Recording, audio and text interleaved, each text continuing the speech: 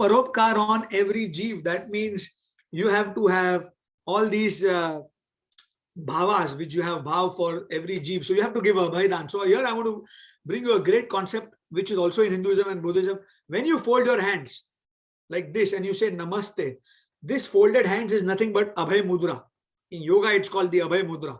That means when you do this to anybody, you are telling the person that you don't have to fear for their existence from you. Good day. Welcome to Diversity Magazine show on current affairs. I'm your host, Sonal Fool. We always bring a topic which matter for a Canadian community. Today we have Maulik Doshi with us, who is a prominent member of Gujarati Jain community in Canada. Currently, he resides in Calgary. Professionally, he is an engineer.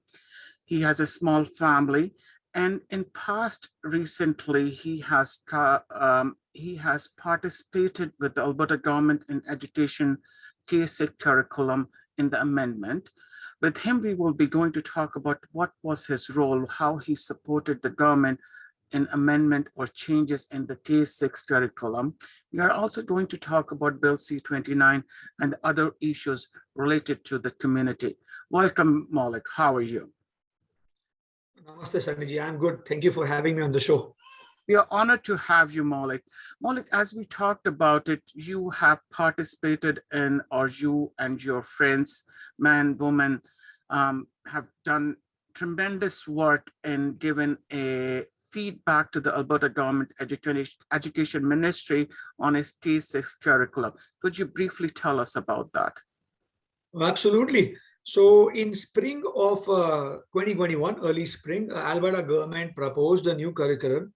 This is predominantly from grade 2 aspect on social sciences. And they tend to, or they completely miss the contribution of Indian civilization, be it Indus Valley civilization, Harappa, Mohenjo-daro, yoga, Ayurveda, and or science and technology of ancient India, the great universities of India, along with the religious contributions of, the philosophies of Hinduism, Buddhism, Jainism, and Sikhism. At the same time, they included all other world major religions and major philosophies on the planet. So this was very disappointing for the Alberta Hindu community and Indian community in general. So what we did was we quickly came together, and you know how difficult it is to get about 42 organizations, different Hindu organizations, different Indian organizations together on same page. And what we did was we started our campaign with taking out car rallies. Then we started online campaigns, petitions, and then we started drafting letters, introductory letters of why we are disappointed and what is our counterpoint to our MLAs over here in Alberta. From northern Alberta to southern Alberta, we covered each and every corner of Alberta. Along with that, then we also started working in depth with the community leaders, with the experts in the community.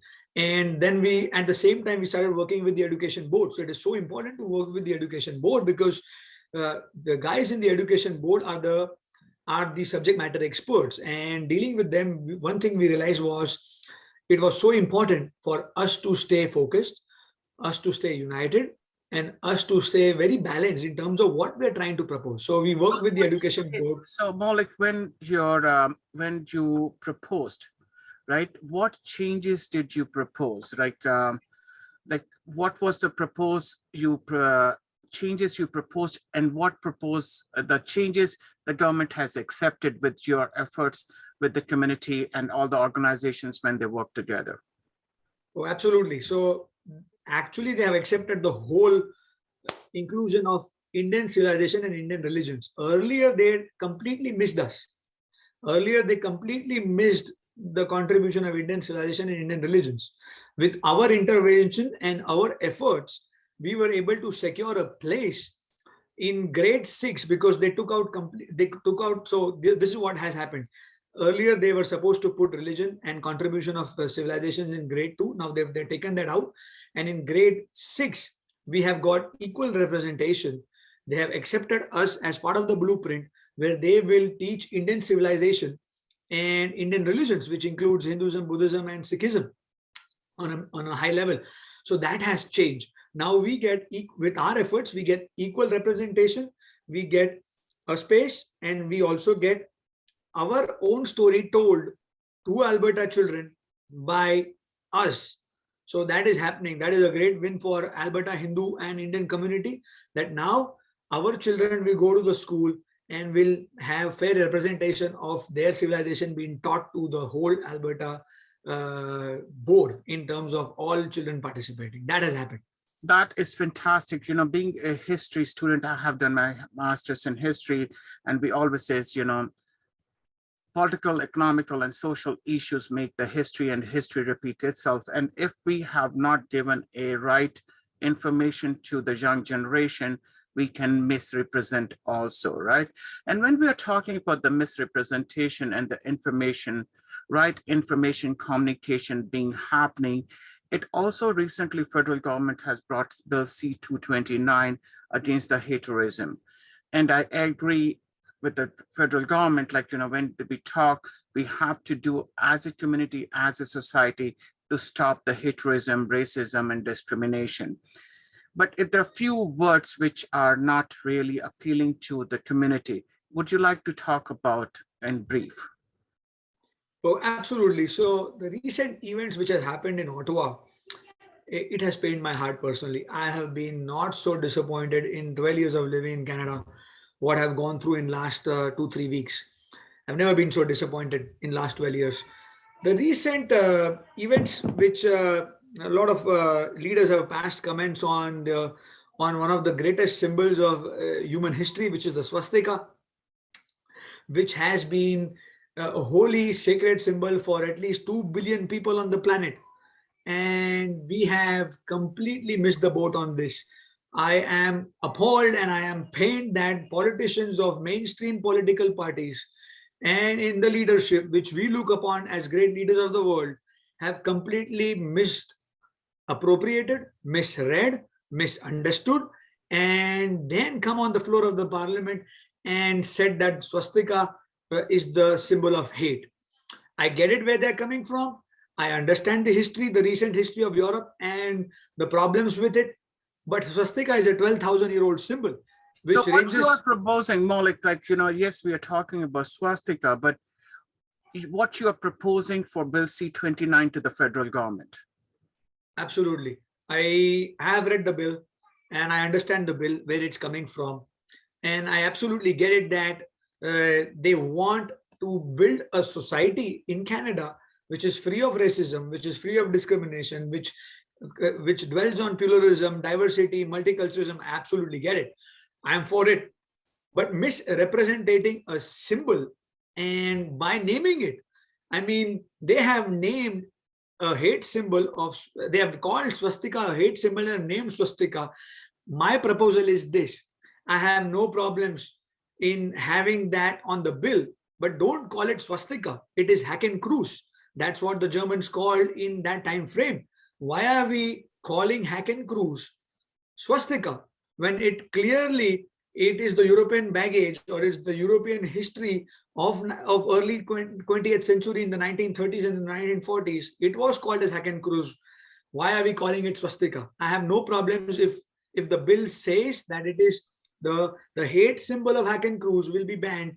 The community has no problem. But when you say swastika, which has nothing to do with the 1930s and the 1940s history of Europe, we are pained. And that is our proposal. So you're basically proposing the swastika word should be changed or replaced with the right wording. And I do agree with you, when we connect two things together inappropriately, the results are not good. And being Indian, born and raised in India, I can totally agree with you. Swastika is a sign of goodness, well-wishing, happiness. And as per, if I understood correctly, and as I know, when we are practicing any ceremonies or religious ceremonies, swastika and Om come together. If I understood correctly, and what my experience is, swastika and Nazi sign, they look like similar, but they are two different, because swastika is straight and Nazi sign is an angle. Is that correct? Yes, and the Nazis themselves called it Hakenkreuz, which is nothing but the German word for hooked cross. So it has nothing to do with swastika. Swastika is a Sanskrit word. Hakenkreuz is a German word. There is no connection as such. So I don't know. There has been a constant misrepresentation and misappropriation of this religious, spiritual, and civilizational symbol of our civilization, and of course the civilization of the East. So you have to include Japan, China, Vietnam, Cambodia, and we will get into that. But this has been a gross misrepresentation of our symbol. So Maulik, as you said, you have you are your Indian Gujarati community, but the Jain community, right? And Jain community has, if we talk about the Jain religion, has down to 400 BC, like, before Christ. What is this swastika symbol mean to Jain community? So the swastika symbol to the Jain community means a lot. Swastika is right up with the Om.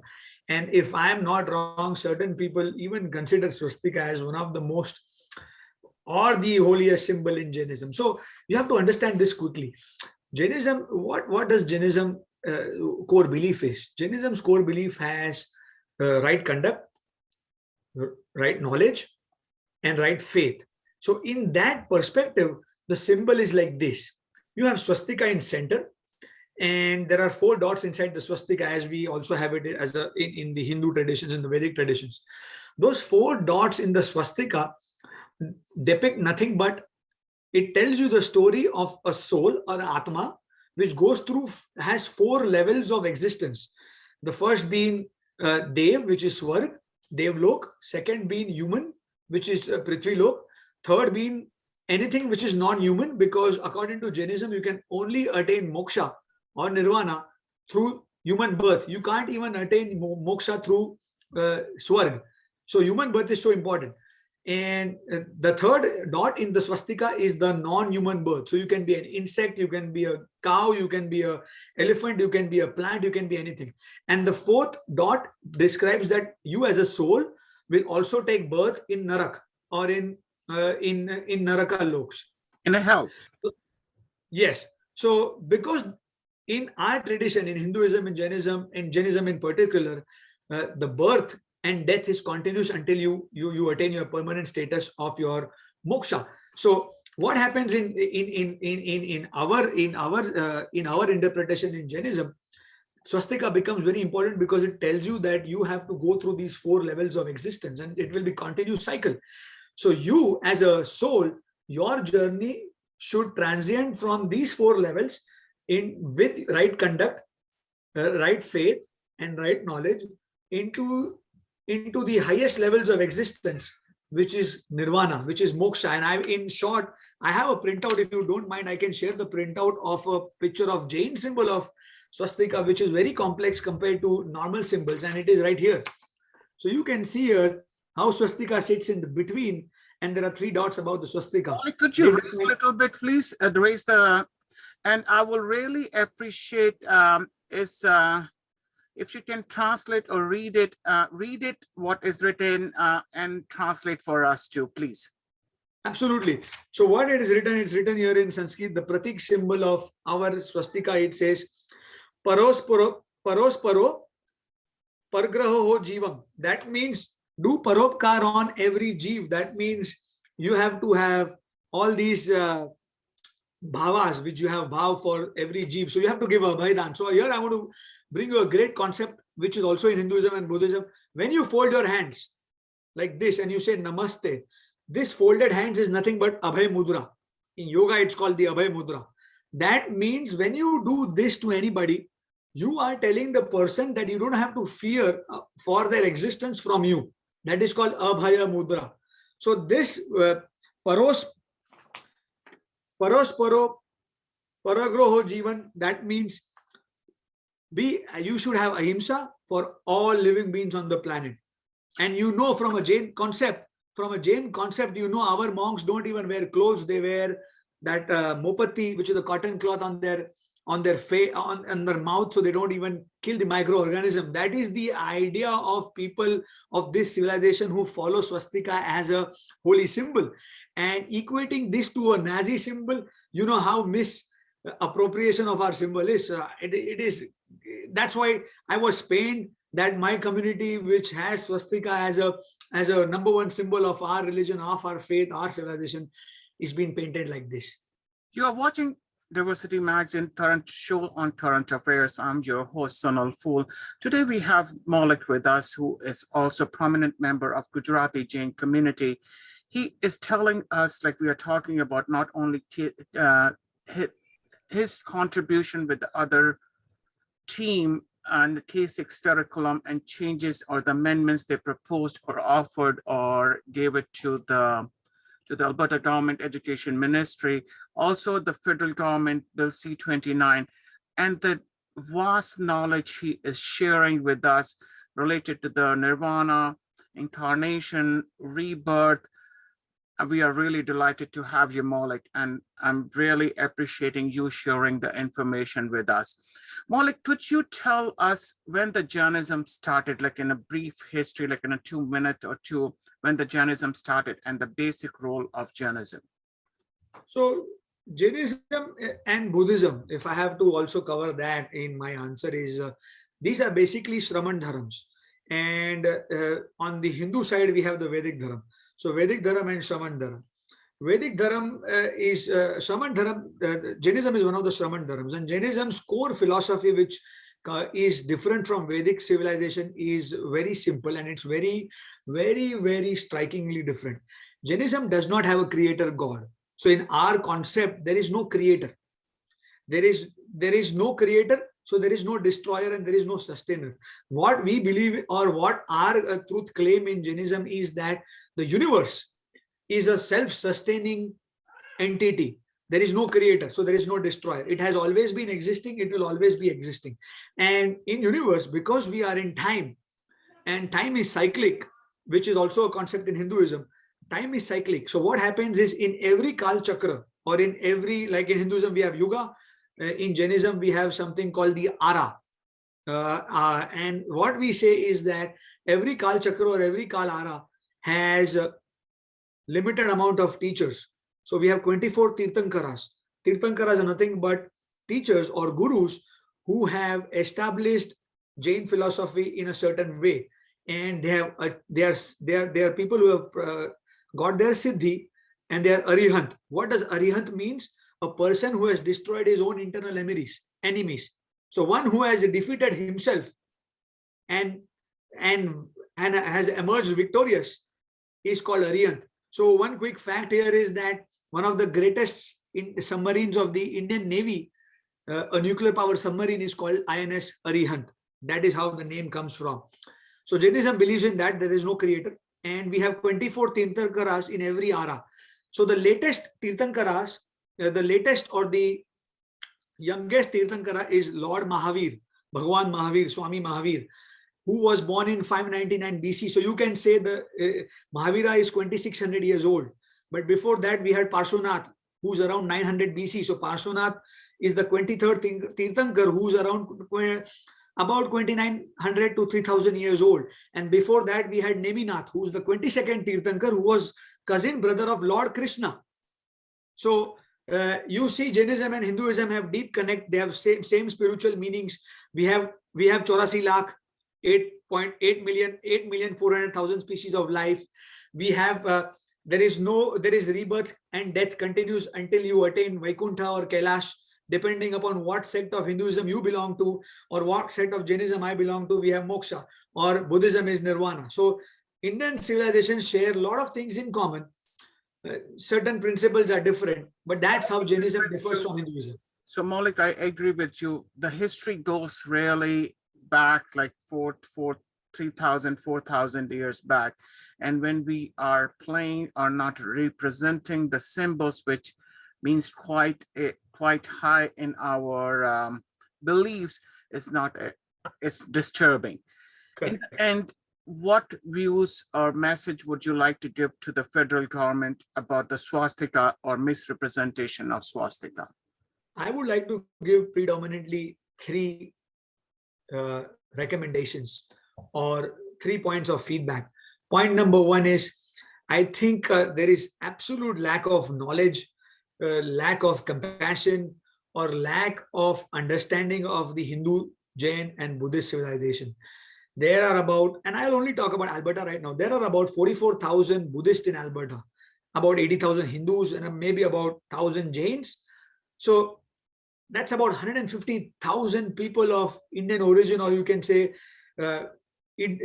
people of Indian religion origin. So you may have people from Myanmar, Cambodia, Japan, Korea, Laos, Vietnam, China, who have this symbol as one of their holy symbols. So my message number one is this.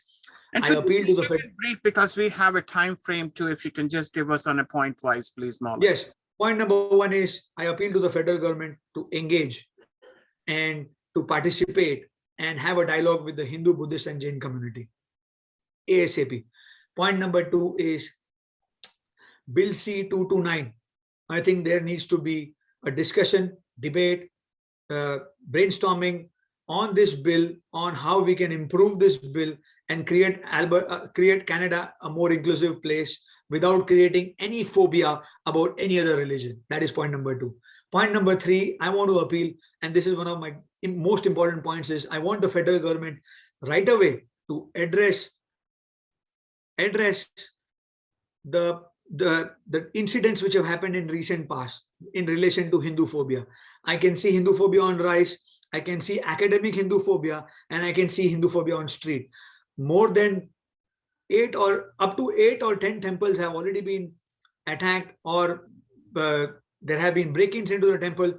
This is not a good precedent going forward in Ontario. This needs to address right away. Maulik, if I understood correctly, you are saying the misrepresentations of the sign and the signs being posted on the religious buildings, the temples, or Buddhist temple, Jain temple, or Hindu temples, that's why they were targeted? I would choose to not give a definite answer because I really don't know. But what happens is, Sunny, I want you to understand one quick point here. Phobia can be from symbols, can be from philosophy, can be from people. So it is a multi-faced dragon which has to be addressed right away. And we already have seen in BC where one business was misrepresenting the Ganesh Bhagwan's face, and that has also created this will also create Hindu phobia of our gods and goddesses. Along with that, break-ins of the Hindu temple, because it is such a it is bad. English translations are so bad that we translate murti, right? Murti into idol, which is completely different meaning in Western civilization. Murti is not idol. So in people who live here who have a phobia against our culture, they would feel that Murti is an idol, which is not. So now there is bad representation, bad translation, which creates more phobia. Along with Swastika now, because it's already a political, it's a political movement now, it will create more phobia. And this is not good for our community, for our future generation, that when they go to school, and if this happens, just imagine your and my kids, what will they go through? So I want the government to go through these three aspects ASAP. Thank you, Maulik. You are watching Diversity Magazine shows on current affair. I'm your host, Sonal Phul. We have Maulik Doshi with us, who is a prominent member of Gujarati Jain community. Maulik, thanks a lot. I really appreciate you taking your time coming us and talking about your fears. You're talking about sharing your knowledge with us, sharing your experience in Canada, and being part of the community for moving forward. Thanks a lot. Thank you, Maulik, for your participation and your time. Keep watching Diversity Magazine. I'm your host, Sonal Phul. Thank you, Maulik. Namaskar. Thank you.